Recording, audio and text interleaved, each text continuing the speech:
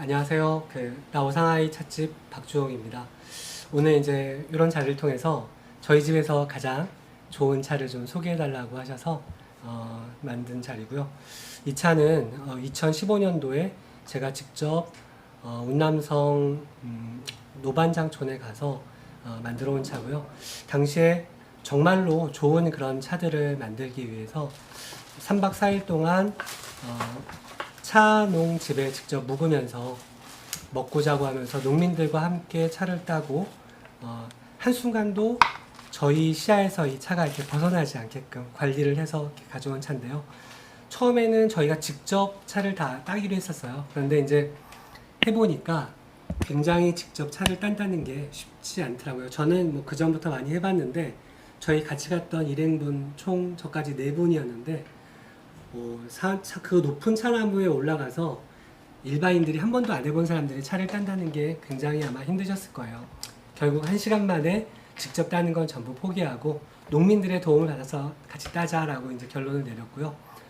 농민들이 차나무 위에 가서 직접 이렇게 차를 따갖고 내려오면 저희가 이제 밑에서 바로 나무 밑에서 그분들이 따신 차나무 잎을 다 받아서 가지고 가서 무게를 재서 저희가 생렵을 샀습니다.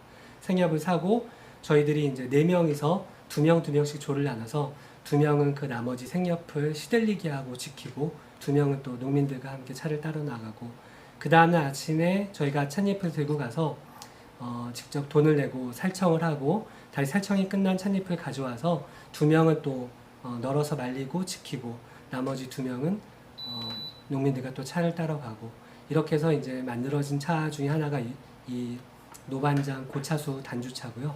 사실 저희가 단주차까지는 만들 계획이 없었습니다. 근데 이제 저희가 차를 뜨다 보니까 굉장히 큰 나무 2그루가 그 방원에 있는 거예요. 그래서 그 차농 주인분께 저 나무는 파는 게 아니냐 그랬더니 저 나무는 매번 자기 친척분이 와서 사가신다. 그래서 혹시 우리가 살 수 없냐 했더니 처음엔 안 된다고 하셨다가 가격을 얘기해봐라. 우리가 가격이 맞으면 사겠다라고 계속 저희가 설득을 해서 결국 저희한테 팔았습니다. 아마 저희한테 조금 더 비싸게 팔았겠죠. 자기 친척분한테 파는 것보다는요. 그래서 저희가 당시에 4월 10일 날 정확하게 2015년 4월 10일 날 체험을 했던 차고요.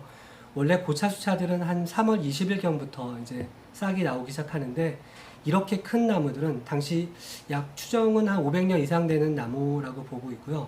이렇게 큰 나무들은 아주 큰 비가 내려와야지만 이 싹을 틔웁니다. 왜냐하면 뿌리가 차나무는 워낙 깊게 내려가기 때문에 보통 자기 키보다 한 1.5배 이상도 이제 땅 깊이 내려가기 때문에 웬만큼 날씨가 따뜻해지고 또 웬만큼 비가 많이 오지 않고서는 이 차나무가 싹을 틔우지 못하는데 이 차나무는 운이 좋게도 저희가 4월 9일 날 차산지에 도착했는데 4월 10일 날이 체업할 수 있는 적정 시기였습니다. 그래서 딱 저희가 그때 도착하는 바람에 4월 10일 날 첫 체업을 했던 거고요.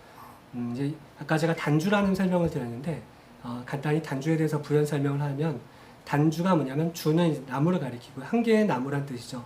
그래서 단주차라고 하는데 정확하게 단주차는 한 개의 나무에서 따서 이렇게 재달한 차라는 의미긴 하지만 무조건 조그만 나무라도 한 개의 나무에서 땄다고 해서 다 단주차가 되는 건 아니고요. 한 번 솥에 살청할 수 있을 만한 양이 한 나무에서 나와야 됩니다. 그게 무슨 말이냐면 굉장히 나무가 커야 돼요. 보통 우리가 큰 고차수라고 하더라도 한 나무에서 보통 1에서 2kg 정도밖에 찻잎이 나오지 않습니다. 그러니까 여기서 1에서 2kg는 생렵 기준이고요. 보통 한 번 저희가 살청을 할 때 한 4kg, 많이 넣으면 한 6kg나 7kg 정도까지도 한 번에 넣고 살청하는데 적어도 생렵이 4kg 이상 나올 수 있는 그런 나무만이 이제 진짜 단주인 거고요. 노반장촌에서 약 이 주인이 한 200에서 250그루 정도 차나무, 고차수 차나무를 관리하고 있었는데 그 중에서 가장 컸던 나무가 바로 이 나무입니다. 아까 또 뭐 잠깐 설명드리긴 했지만 노반장에 가면은 차왕수라고 해서 굉장히 큰 나무가 있고요. 그 나무가 뭐 가격이 어마어마하게 비싸죠. 그 나무에서 나오는 차는요. 제가 봤을 때 이 나무도 뭐 그 정도 나무까지는 아니지만 그 나무보다 조금 더 작았던 걸로 기억을 하고 있습니다. 그래서 차맛은 지금 이제 차맛은요.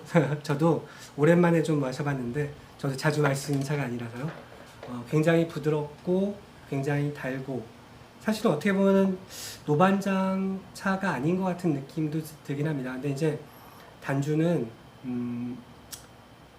차나무마다 조금씩 차 맛이 특징이 강합니다. 사실은 어떤 지역의 고차수차, 뭐 노반장촌의 차 맛은 고차수 차 맛은 이렇다라는 결론을 내리기 위해서는 여러 차나무가 섞이는 게 좋긴 합니다. 근데 이제 이런 단주는 나무마다 좀 각자 자기 맛의 특징이 강해요. 어떤 차나무는 굉장히 좀 쓰고 떨 맛이 강한 차도 있는 반면에 굉장히 이렇게 좀 부드러운 차 맛도 있고요.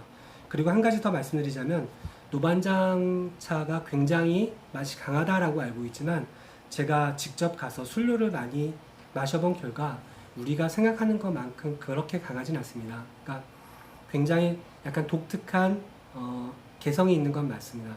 약간 고산미가 있는 것도 맞지만 그 고산미를 금방 덮을 만큼 금방 좋은 어떤 회감 같은 게 올라오고요.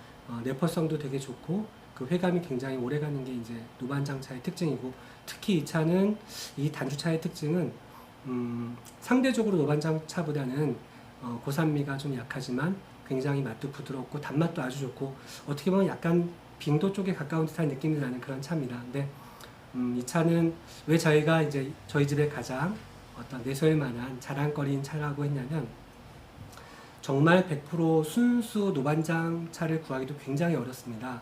왜냐하면 우리가 흔히 알고 있는 진승차창의 차라 하더라도 생산량이 너무 많기 때문에 완전히 100% 술료 고수차가 들어간다고 보기는 어렵고요. 또 진승차창은 소수차와 고수차를 구별해서 이렇게 체험을 하는 게 아니기 때문에 완전히 술료 고수차를 만나기 쉽지 않은데 저희가 이렇게 직접 가서 한순간도 저희 4명 한 팀이 체업부터 해서 시들리기, 그 다음에 살청, 그리고 건조까지 한순간도 저희 눈을 벗어나지 않고 저희가 이렇게 만들어 온 차.